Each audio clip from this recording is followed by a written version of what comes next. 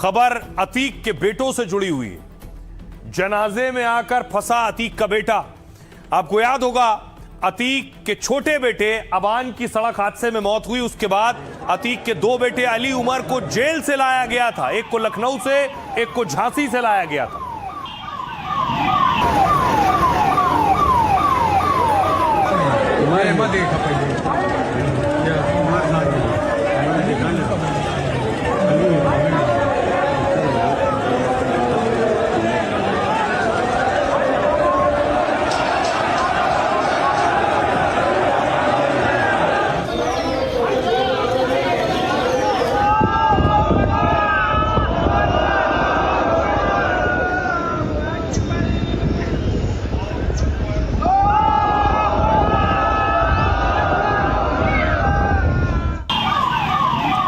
और हुआ क्या कि उमर और अली को लाया गया।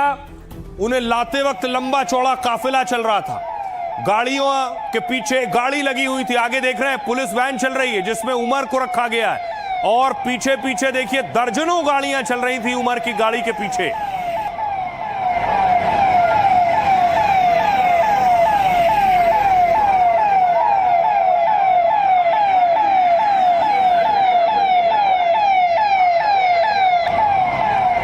बताया गया कि उमर को जब जेल से निकाला गया तो समर्थकों को यह डर और खौफ भी था कि कहीं एनकाउंटर ना हो जाए, कहीं गाड़ी ना पलट जाए। इस डर की वजह से दर्जनों गाड़ियां पीछे पीछे चल रही थी।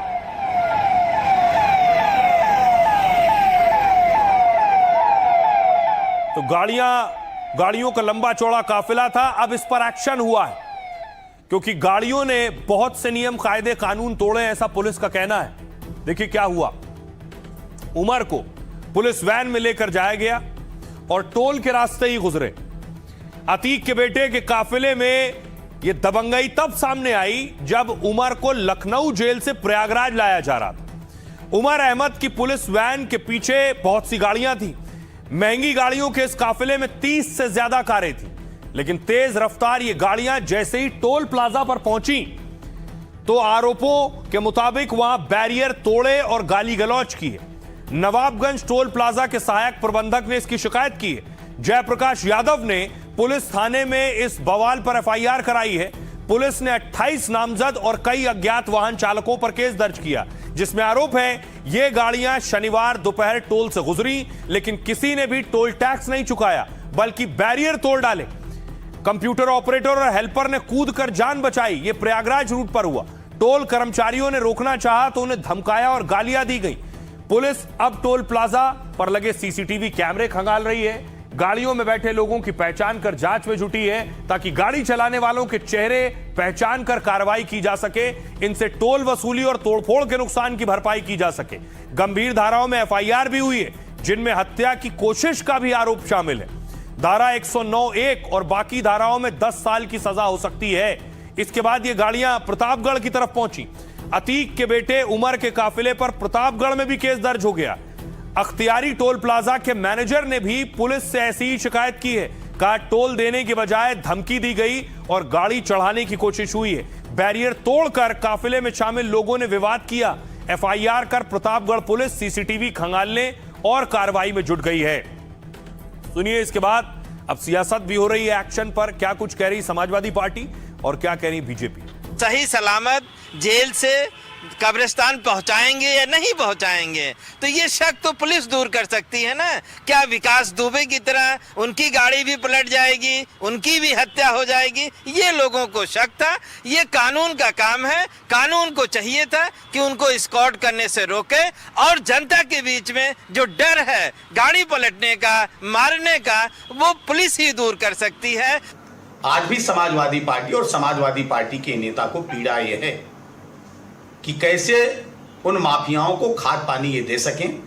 उसके लिए कुत्सित प्रयास हमेशा करते हैं और सिर्फ लोगों को गुमराह करने का काम करते हैं। भारतीय जनता पार्टी में या भारतीय जनता पार्टी के शासनकाल में, माननीय योगी आदित्यनाथ जी के शासनकाल में सारे लोग सुरक्षित हैं। जो अपराधी हैं वही अपने आप को असुरक्षित मान रहे हैं, उनको मानना भी चाहिए। अब देखिए ये सारा शुरू हुआ एक्सीडेंट से। अतीक के छोटे बेटे अबान का एक्सीडेंट हुआ और उस एक्सीडेंट में उसकी मौत हो गई, लेकिन उसकी मौत अकेले नहीं हुई, उसके साथ और भी साथी गाड़ी में सवार थे। ये देख रहे हैं, ये उस वक्त की तस्वीर है जहां ये हादसा हुआ था। बहुत भयंकर एक्सीडेंट है।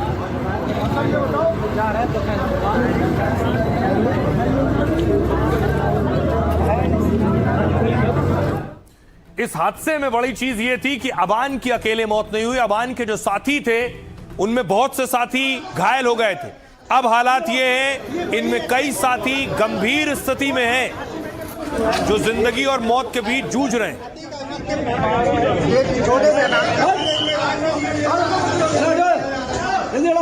ये वही एक्सीडेंट बात करने नाम क्या है इनका नाम।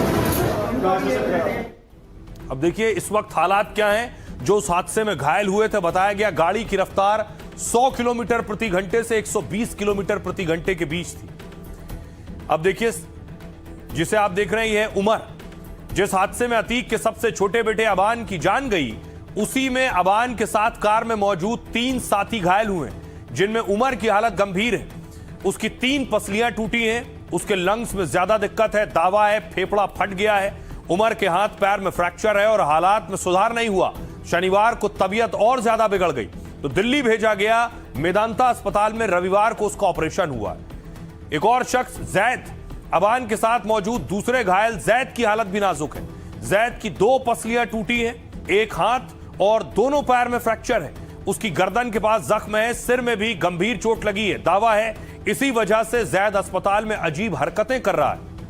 रविवार को तबीयत ज्यादा बिगड़ने पर उसे दिल्ली लाया गया और डॉक्टरों की सलाह पर ब्रेन के इलाज के लिए उसे लाया गया है। अब यहां जैद को मिलिट्री अस्पताल में भर्ती कराया गया। एक और शख्स, तीसरा युवक, कार में सवार रहे तीसरे दोस्त फारूक की हालत ठीक है। उसके हाथ पैर में चोट आई है, कई जगह मामूली जख्म है, इसलिए फारूक को करेली के अस्पताल में रखा गया इस वक्त। सुनाते हैं आपको समाजवादी पार्टी के नेता अबू आजमी क्या कह रहे हैं, सुनिए। लोगों को शक हो रहा है कि अब जो उनके बच्चे का एक्सीडेंट हुआ है, और वो भी सरकार शक के दायरे में नहीं कर रहा कि क्या हुआ क्या नहीं। आम इंसान के दिलो दिमाग में अतीक अहमद की फैमिली के साथ जो हुआ है, इस तरह की चीजें हो रही हैं। लोगों को शक होता है कि ऐसा तो नहीं, लेकिन इसकी सही इंक्वायरी होना चाहिए। बाहर था, जेल में भी नहीं था, और अपने भाई से मिलने जा रहा था और एक्सीडेंट हो गया, उसका इंतकाल हो गया। तो अब जो शक के दायरे में सरकार है, सरकार को खुद कोई ऐसी एजेंसी से इंक्वायरी करा के सफाई देना चाहिए ताकि लोगों को संतुष्टि मिले। एक और बड़ी खबर है, अच्छी खबर है। कॉमनवेल्थ चैंपियंस से प्रधानमंत्री नरेंद्र मोदी मिले और उसके बाद बॉक्सर ने सबसे ज्यादा मेडल जीते। तो देखिए, पीएम मोदी ने भी बॉक्सिंग वाला पोज बनाया हुआ। ऐसे ऐसे करते हैं ना, उंगली को ऐसे निकाल, इसको ऐसे बाहर रखते हैं।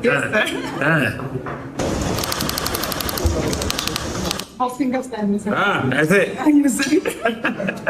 ऐसे करते हैं ना, उंगली को ऐसे निकाल, इसको ऐसे बाहर रखते हैं। और उसके बाद प्रधानमंत्री नरेंद्र मोदी ने खिलाड़ियों के साथ रील भी बनाई। आजकल जेनजी ट्रेंड में है, प्रधानमंत्री पिछले कुछ वक्त से रील बनाने लगे। और देखिए जरा, बॉक्सर्स और बाकी खिलाड़ियों के साथ रील बनाई।